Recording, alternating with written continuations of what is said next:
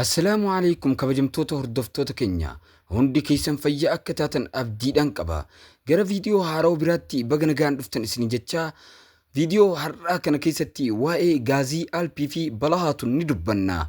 كناف فيديو كان هنقر أمتدا وچو هندغتنا akkasuma channel Ororikar dibake subscribe gochuu hindagatina isin jenna meewaayi gaazii alpi irraa dubbannu filima kurulus Usman keessatti gaazii alpi akka ilma jeerkutaatti achi keessatti mul'ateeti jira haa ta'u malee namoonni baay'een gaazii alpi yoom akka deebi'u gaafachaati jiru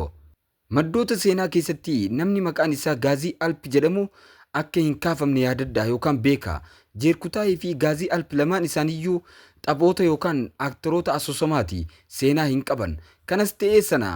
gaazii alpi yeroo dhiyootti gara filima waldura duubaa kanatti ni deebi'a jedhamee ni eegama yeroo kana garuu filimtichi ni jijjiirama akkasumas namtichi bakka bu'ullee ni jijjiirama mee amma waa'ee Balahaatuun haa dubbannu akka seenaan jedhutti duuti Balahaatuun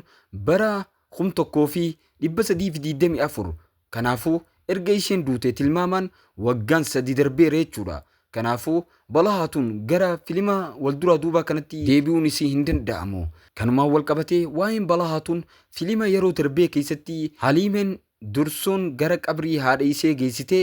achitti akka isaa wal barsiiftee yookaan isiidhaan wal barsiistee ni yaadatama kanaafuu Balahaatuun akka filima keessatti hin deebine beekamaadha jechuudha kanaaf kabajamtoota hordoftoota keenya aktaroota lamaan kana keessaa yookaan Balaa fi gaazii alpi keessaa kamtu osoo deebi'ee isinitti tola filima keessatti jechuudha koomentii jalatti nu barreessuu hin dagatina warroonni viidiyoo keenya hagammatti laayik godhuudhaan chaanaala keenya Ororikar dibakee subscribe godhachuudhaan mallattoo bilbilaa tuquun ol irra kaayachuu hin dagatina haga viidiyoo biraatiin walitti dachaanutti nagee annuuf tura isinin jenna